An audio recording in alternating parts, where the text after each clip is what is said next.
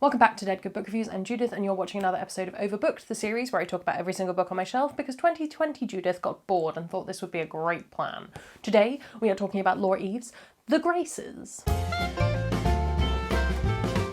This is a witchy book with more than a few twists and turns. Some quick disclaimers before we start. I was given this book for Christmas, I think, by my wife. Nobody's paying me to talk about books. All opinions are my own, the usual stuff. There is one aspect of this book that I want to talk about that I think you could take as a spoiler if you were so inclined. I will include a spoiler skip and a warning before I talk about that, but it will be towards the end of the video, just so you know that will be coming up at some point. So if you don't want to be spoiled for this, then keep an eye out. That'll be fine. It'll all be there.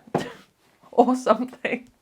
The Graces came out in 2016, so it's getting on a little bit now. It's one of those books that sort of walks the line between a contemporary YA and a fantasy. While it was followed in 2018 by the sequel The Curses, I'm not going to talk about that here because I read it and I didn't enjoy it. I think this works as a standalone. I'm going to choose to treat it that way. Laure is a British-French author who, alongside this series, has also written the Fearsome Dreamer duology, which involves a hedge witch, I believe. I've not read it. She also has, or had, depending on when this video goes up, I wrote these notes a long time ago, a Camelot but in Gotham book coming out in 2021.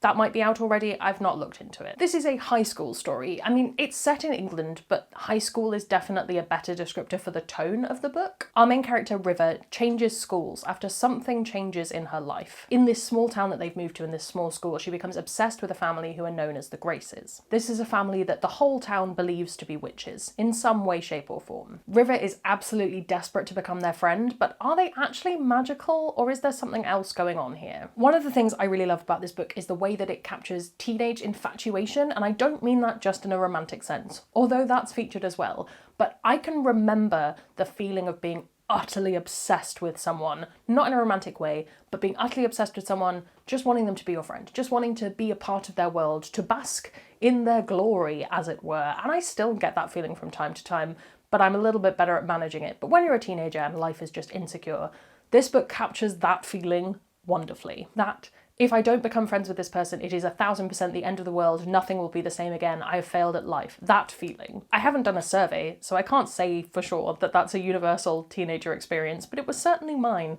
and it really hit me hard in this book. I also think it's a really hard thing to write well, because it can come across very preachy, it can come across very condescending, it quite often doesn't hit exactly right. I think this book does a really good job of showing that as a reader you can feel that this is not necessarily the most rational feeling, but also you can feel how important it is, and you feel it is important as well. It manages to validate the teen angst while still explaining that it's a very teenage emotion. My other pro is that this book surprised me. Don't worry, this isn't the spoiler. And I'm not going to go into how this book did it, but the first time I read this book, I genuinely did not see one of the twists coming. And to be honest, I can count the times that has happened on one hand. I can count the times that I have not been expecting the twist, and the twist wasn't completely ludicrous, on one hand. What I think is even more impressive is I reread The Graces in 2020, and I knew what was going to happen, and the book still felt good and interesting and entertaining, and I picked up on more bits of it. Some things, you read them, you have the reveal, and then you're just like, well, I can never read this again, because that build-up isn't going to be the same. But actually, in this case, I think it still works on a reread, which is very impressive. I felt like this book wrote the small town very well. I will say it feels very Americanized, which is odd. It feels like it draws from a lot of American small town ideas, more so than English. I think that's primarily the school setting and the kind of lack of uniforms. If I'm remembering correctly, I feel like there weren't uniforms. But yeah, that whole thing didn't feel particularly British. But I think the general sense of this very isolated small community where reputation is important and where everyone's talking about each other, and that claustrophobia of that feeling, that felt very well done. It was very believable, and it created an interesting kind of pot for things to boil over in. That was an odd metaphor, but it made sense to me. Some things to bear in mind if you're planning on reading this. I do think you have to have at least a passing interest in contemporary to enjoy this book. Me and YA contemporary have a rocky relationship. Sometimes I find it very good, sometimes I find it a bit I think the older I get, the further I get away from being a teenager, the less I enjoy it. That's a perfectly valid thing to happen. I'm not going to critique teenagers for wanting to read books that feature them, or adults who maybe don't find that as enjoyable anymore. But I think that if you have an empathy for that teenage experience, this still works. You have to be in the mood to put yourself in the shoes of a teenager, which is not something I am always keen to do, but for this book to work, you really need that empathy, as I say. Okay, my other qualm. This is your audio visual spoiler. I'm going to put spoiler coming up. I will put a skip. You can skip and miss it. Okay, you gone? Good.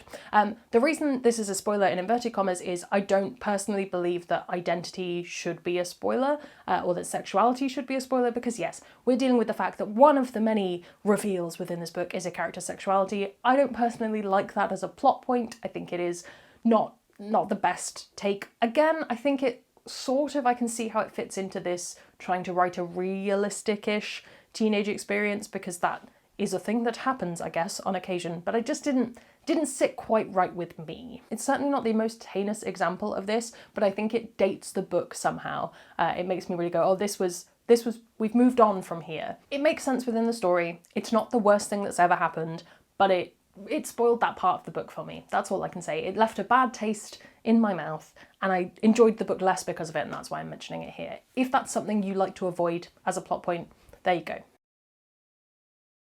Okay, the spoilers are over. You're back. Welcome. Hello. No more spoilers here. Some comparisons. Another book that I've read recently that I think will be coming up in a couple of weeks on Overbooked is Magic for Liars by Sarah Gailey. This is a book, it's an adult fantasy, PI murder mystery, California noir kind of story, but it does take place in a high school for magical students, and that is American, and I thought it was fantastic the way that that book captures teenagers, but from an adult's perspective. Very interesting. Thought that was a nice comparison to draw. One of the very few YA contemporaries that I've really enjoyed in the past has been the exact opposite of okay. I just thought it would be worth mentioning that I don't hate everything in that genre. There you go, YA contemporary for you. The other thing that I've read recently that was pre these notes was Threadneedle, which is another one that has like teen witchery, revenge. I didn't love it as a book, but I think some people really would, and I think if you liked this, there's some similarities there. You could look into that. Should you read this? If you are in the mood for a thing that is very heavily YA contemporary but has some fantasy elements to it, I think this is a good one to go for. As I say, I didn't rate the sequel. I didn't think it was very good, but this book was a good journey for me. I liked it, and I was very surprised to have liked it on a reread, and I would read it again. It's witchy, it's creepy, it's teenagery, but it's also incredibly well crafted and well written. Are there any other contemporary fantasy kind of books that you really enjoy? Let me know in the comments below. I would love to hear your thoughts. Have you read this? Have you read the sequel? What did you think? Let me know. While you're down there commenting, you can also subscribe because it makes me feel loved and appreciated. Follow me on all of my social media, come join us on Discord, we have a good time. That's all from me, and I will see you in the next one. There's gonna be some bloopers now. 2020 Judith got bored, and I am